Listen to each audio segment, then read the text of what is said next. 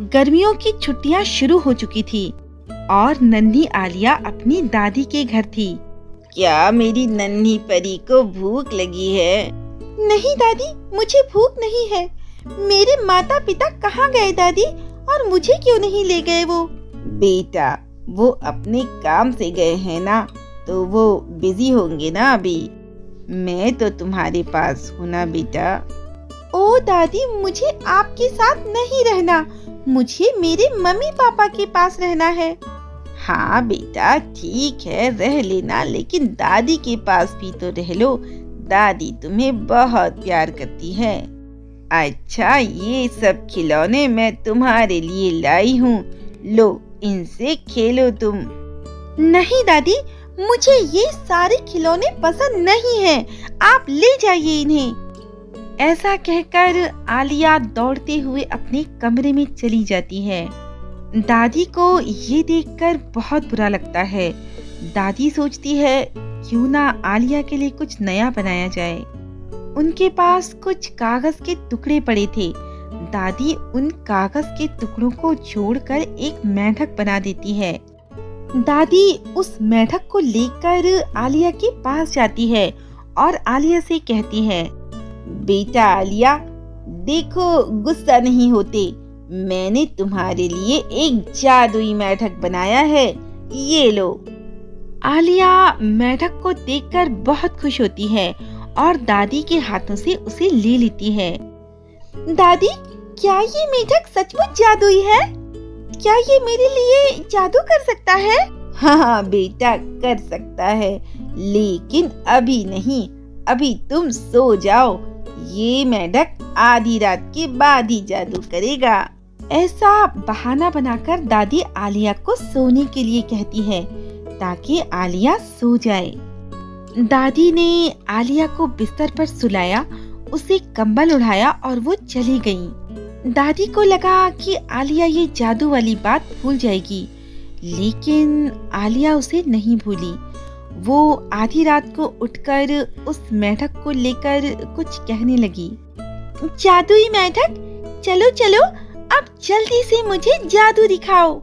चलो जल्दी से मुझे जादू दिखाओ। ओ नहीं, तुम भी जादुई नहीं हो, मुझे तुम्हारी कोई जरूरत नहीं है, तुम भी बेकार का खिलौना हो। ऐसा कहकर आलिया उस मेंढक को खिड़की से बाहर फेंक देती है।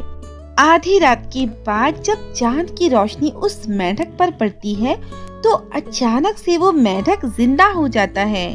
जिंदा होने के बाद वो मेंढक उचककर खिड़की पर चढ़ जाता है और धीरे से रूम में चला जाता है।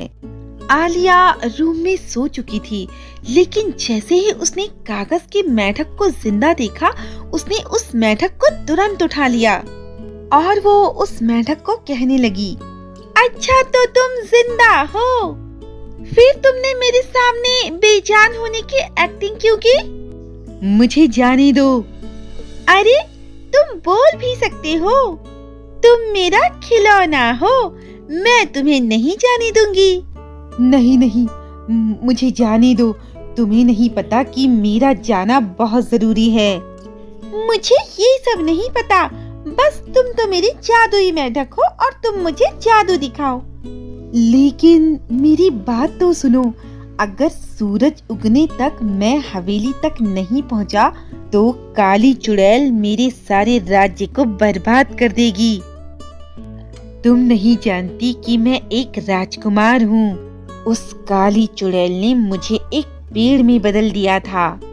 एक बार वहाँ से एक साधु गुजरे और मुझे रोता हुआ देखकर बोले, अरे पेड़, तुम रो रहे हो, क्या हुआ तुम्हें? मैंने उन्हें सब कुछ बताया। राजकुमारी से मेरी शादी होने वाली थी, लेकिन वो चुड़ैल भेष बदलकर आ गई और दुल्हन की जगह खड़ी हो गई, पर मैंने उसे पहचान लिया। इस पर गुस्सा होकर उस चुड़ैल ने मुझे एक पेड़ में बदल दिया। वो चुड़ैल हमारे राज्य का जादुई मोती चाहती है, जो कि परी नीलम का दिया हुआ है। नीलम परी का जादुई मोती पाकर वो बहुत शक्तिशाली हो जाएगी। मुझे जल्दी जाकर उसे रोकना होगा। ये नीलम परी कौन है? हमारे राज्य की रक्षा के लिए नीलम परी हमारे राज्य में ही रहती है। अच्छा, तुम बहुत छोटे हो, तुम अपने राज्य तक ऐसे नहीं पहुंच पाओगे। क्या मैं तुम्हारी मदद करूं? ओह हाँ, प्लीज। आलिया उस मेंढक को लेकर तेजी से उसकी राज्य की तरफ जाने लगती है।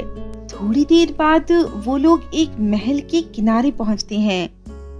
मेंढक जैसे ही महल के दरवाजे पर कदम रखता है, वो एक सुंदर राजकुमार में बदल जाता है। अरे वाह, आप तो कितने सुंदर राजकुमार हैं। आलिया, जल्दी चलो, हमें बहुत सारे काम करने हैं। दोनों चुपचाप से महल के अंदर पहुंचते हैं तो देखते हैं कि चुड़ैल राजकुमारी की जगह पर बैठी थी। आलिया, चलो, हमें उस चुड़ैल का वो मोती चुराना पड़ेगा। आलिया धीरे से पीछे से जाकर चुड़ैल का मोती निकाल लेती है। अरे अरे अरे, मेरा मोती कहाँ गया? अरे, कौन ले गया मेरा मोती? वो मेरे पास है। अब बताओ कि मेरी राजकुमारी कहाँ है? मेरा मेरा मेरा मोती वापस करो मुझे। नहीं, राजकुमारी का पता बताओ मुझे।